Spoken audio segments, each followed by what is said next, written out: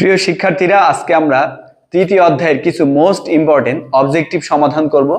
তো আমাদের প্রথম প্রশ্ন 12, যার বেস ছিল 10 অর্থাৎ দশমিক সংখ্যা একটি। এটাকে আমাদের কিসে রূপান্তর করতে বলছে? এটা বলছে যে বাইনারি মান কত। তো আমরা কোনো দশমিক সংখ্যা যখন বাইনারিতে রূপান্তর করব, তখন আমরা বিসিডি কোডের হেল্প নিব। বিসিডি কোড কোনটা? 1248। তো এখানে খেয়াল করি, আমাদের দশমিক সংখ্যাটা ছিল কত? 12। একটু খেয়াল করো তো, কোন কোন বিটকে যোগ করলে এখানে 12 হয়? এখানে মূলত 8 এবং 4 কে যদি আমরা যোগ করি তাহলে কত হলো? 12। অর্থাৎ আমরা 8 এর নিচে 1 দিব এবং 4 এর নিচে 1 দিব, আর বাকিগুলোর নিচে কি দিব? 0 দিব। অর্থাৎ যারে যারে যোগ করলে এই সংখ্যাটা পাওয়া যাবে, সেই সংখ্যাটার নিচে আমরা 1 দিব, আর বাকিগুলোর নিচে কি দিব? 0 দিব।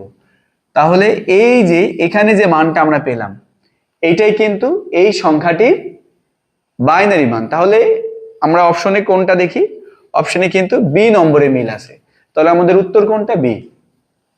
এই টাইপের প্রশ্নগুলো কিন্তু প্রায়ই বিভিন্ন বোর্ডে এবং বিভিন্ন কলেজ পরীক্ষাতে দেখা যায়।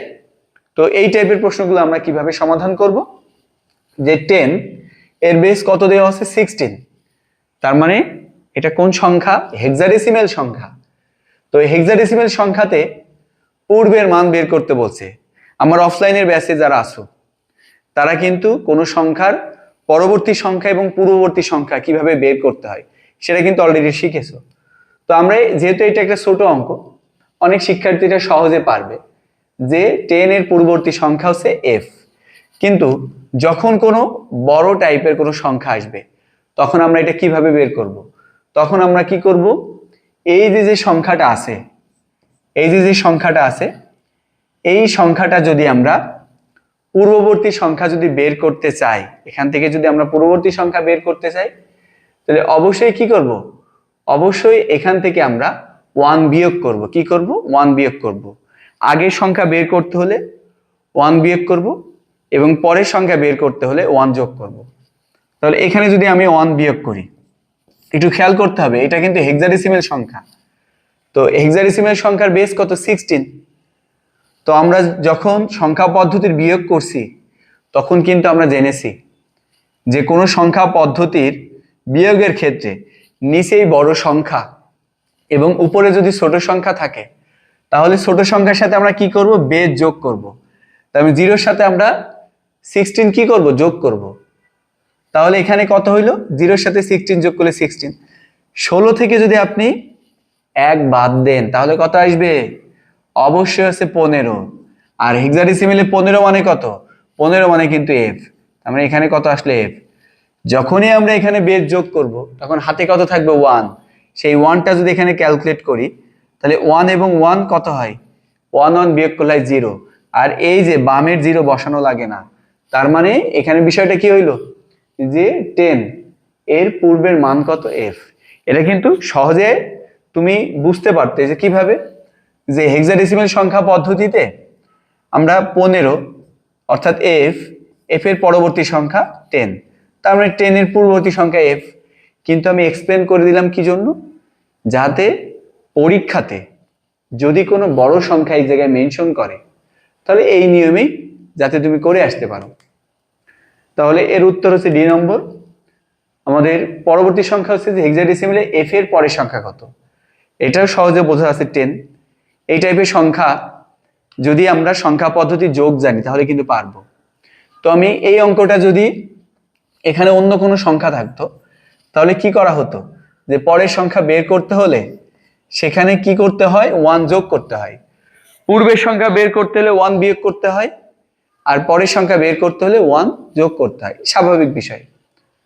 তো এটা কোনো সংখ্যা পদ্ধতির সর্বোচ্চ ডিজিটের সাথে যদি 1 যোগ হয়, তাহলে তার মান কত হয়? 10। তাহলে f এর সাথে যদি 1 যোগ হয়, তাহলে কত হবে? 10। এটা একটু মনে রাখবে যে কোনো সংখ্যা পদ্ধতিতে সর্বোচ্চ ডিজিটের সাথে যদি 1 যোগ হয়, তাহলে তার মান কত হয়? তার মান হয় 10। যেমন আমরা যদি বাইনারি সংখ্যা পদ্ধতিতে সর্বোচ্চ মান 1, এর সাথে 1 যোগ হলে কিন্তু 10। আমাদের অক্টাল সংখ্যা পদ্ধতিতে সর্বোচ্চ মান 1, এর সাথে যদি 1 যোগ হয় তাহলে 10।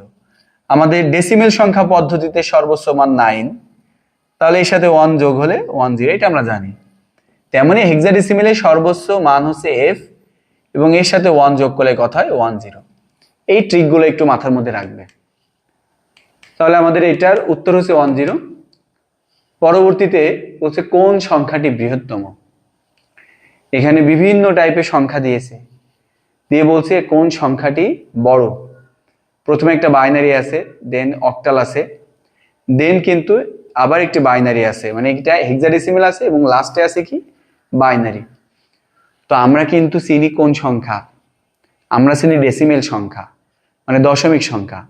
তাহলে আমরা কি করব, প্রত্যেকটাকে আমরা দশমিকে রূপান্তর করে নিব। তাহলে দশমিকে রূপান্তর বাইনারি যেগুলো আছে, এখানে যদি আমি বিট বসাই 1 2 4 8, তো এখান থেকে কত আসছে, কার নিচে 1 আছে, 8-এর নিচে, তার মানে এখান থেকে আসছে 8, এটা দশমিক।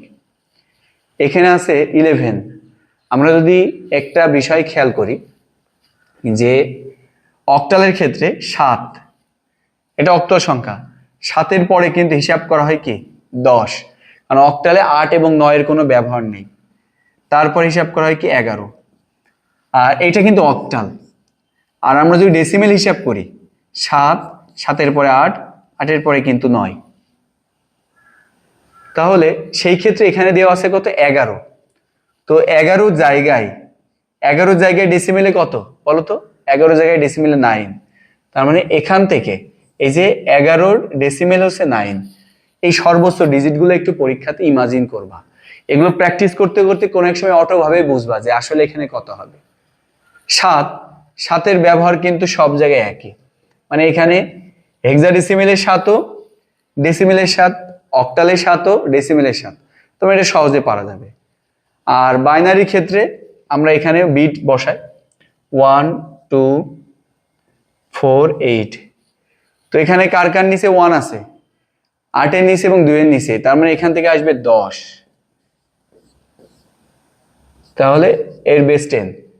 বোঝা যাচ্ছে সবচেয়ে বড় সংখ্যা কোনটা, প্রথম 8 9, তারপরে 7 10, তার মানে বোঝা যাচ্ছে ডি নম্বর হবে এখানকার উত্তর, অর্থাৎ 10।